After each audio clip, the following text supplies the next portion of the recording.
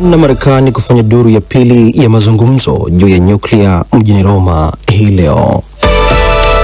Na Tunisia yawahukumu watu 40 jela kwa tuhuma za kula njama dhidi ya serikali. Habari kamili. Kinshasa. Takriban watu 143 na wengine kadhaa hawajulikani waliko baada ya boti ilikuwa imebeba mafuta kuwaka moto na kupinduka nchini Jamhuri ya Kidemokrasia ya Kongo. Taarifa hiyo ni kwa mujibu wa maafisa nchini humo. Mkuu wa ujumbe wa wabunge wa kitaifa kutoka eneo hilo kulikotokea ajali hiyo, Josephine Pacifique Lokumu, ameeleza kuwa mamia ya abiria walikuwamo kwenye boti ambao kwenye mto Kongo kaskazini magharibi mwa DRC siku Jumane wakati moto huo ulipozuka. Lokumu ameongeza kwamba miili 131 ya kwanza ilipatikana siku Jumatano, huku mingine 12 ikiopolewa siku ya Alhamisi na Ijumaa. Miili hiyo ilikuwa tayari imeteketea. Hata hivyo, idadi kamili ya abiria waliokuwamo ndani ya boti hiyo bado haijulikani, japo duru zinasema boti hiyo ilikuwa imebeba mamia ya watu. Rome. Marekani na Iran zinatarajia kuanza tena mazungumzo ya ngazi ya juu hii leo kuhusu mpango wa nyuklia wa Iran, wiki moja baada ya kufanyika duru ya awali majadiliano ambayo pande zote mbili zilieleza kuwa yalikwenda vizuri.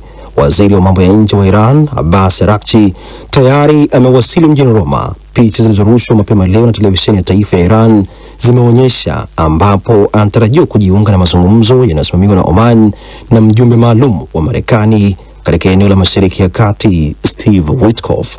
Mkutano huo unafanyika wiki moja baada ya pande hizo mbili kufanya kile Iran ilichokiita mazungumzo yasiyo ya moja kwa moja mjini Muscat, Oman. Hayo yalikuwa mazungumzo ya kwanza ya ngazi ya juu baina ya nchi hizo mbili tangu rais wa Marekani Donald Trump alipotangaza kuachana na makubaliano ya nyuklia mwaka 2018. Nchi za magharibi ikiwemo Marekani kwa muda mrefu zimeishutumu Iran kwa kujaribu kutengeneza silaha za nyuklia, madai ambayo Tehran imekuwa ikiyakanusha. Sanaa.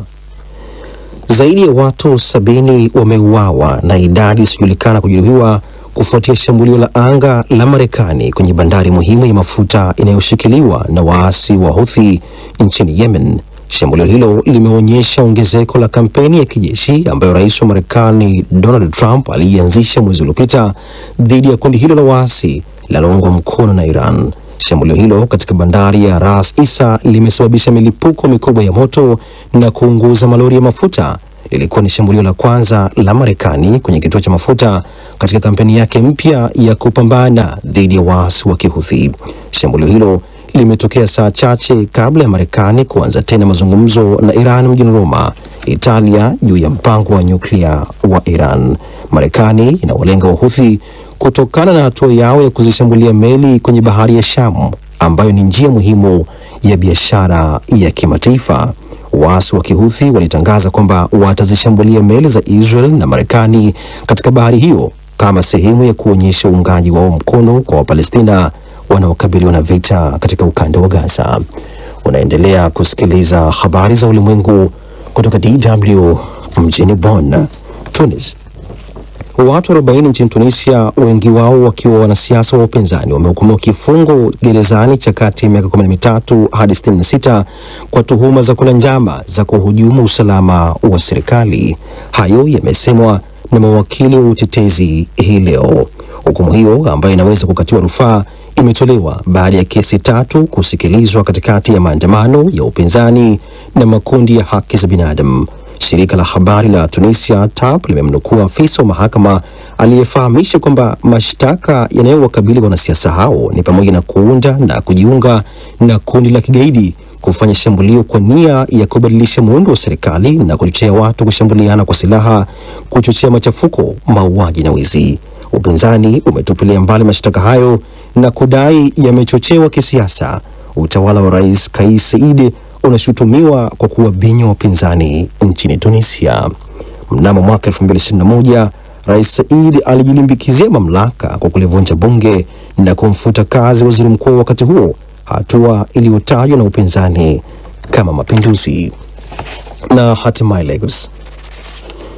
Watu wasiopungua 17 wameuawa nchini Nigeria wakati watu wanaoshukiwa kuwa wafugaji walipozishambulia jamii zinazoishi katika jimbo la Benue kaskazini kati mwa nchi hiyo siku ya Alhamisi. Hayo yameelezwa na polisi wakati mapigano makali kati ya wakulima na wafugaji yakiibuka tena katika eneo hilo.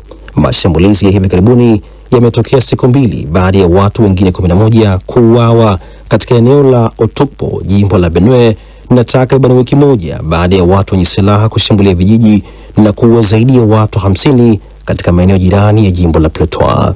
Kwa miaka mingi, mapigano baina ya jamii za wakulima na wafugaji yametatiza usambazaji wa chakula kutoka kaskazini mwa Nigeria, eneo muhimu la kilimo. Mwisho wa habari za ulimwengu kutoka DW mjini Bonn. DW Maoni. Naam, karibu msikilizaji kwa mara nyingine kwenye meza hii ya duara ambapo wataalamu wetu wanajadili masuala mbalimbali ya dunia. Na natumai hujambo. Wiki hii tunauangalia mgogoro wa nchini Sudan ambao tangu uanze umeingia katika mwaka wake wa pili na umegeuka kuwa vita vya wenyewe kwa wenyewe. Mgogoro huo, kama nilivyosema, ulianza miaka miwili iliyopita baada ya pande mbili hasimu za jeshi la Sudan kuanza kushambuliana. Upande mmoja ni ule wa jeshi la serikali unaoongozwa na Jenerali Abdul Fattah al-Burhan na mwingine ni ule wa vikosi vya RSF unaoongozwa na Jenerali Mohamed Hamdan Daglo, maarufu kwa jina la Hemeti. Pande hizo hasimu zinapigania mamlaka. Maelfu ya Wasudan wameshakufa kutokana na vita hivyo vya wenyewe kwa wenyewe. Na hadi kufikia mwezi wa Februari mnamo mwaka huu, wa Sudan zaidi ya milioni 8 waligeuka kuwa wakimbizi wa ndani na wengine zaidi ya milioni 3.5 wamekimbilia nchi za nje. Baada ya juhudi za jumuiya ya kimataifa kufanyika kwa lengo la kusimamisha mapigano, juhudi hizo bado hazijazaa matunda.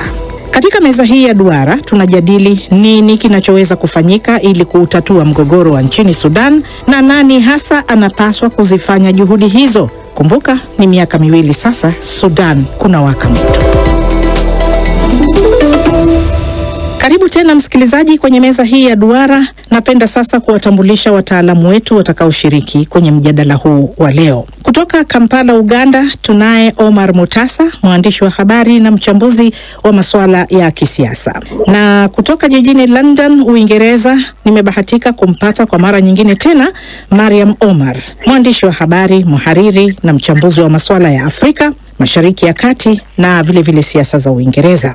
Shinyanga, Tanzania, kule tunajiunga naye Tumaini Munale, mkufunzi wa chuo cha ualimu Shinyanga, na Munale ni mchambuzi wa masuala ya Afrika na pia ya kimataifa. Na kutoka jijini Nairobi, Kenya, kwa mara nyingine tena nimemkaribisha Saada Mohamed Omar, mchambuzi wa masuala ya kisiasa na kijamii.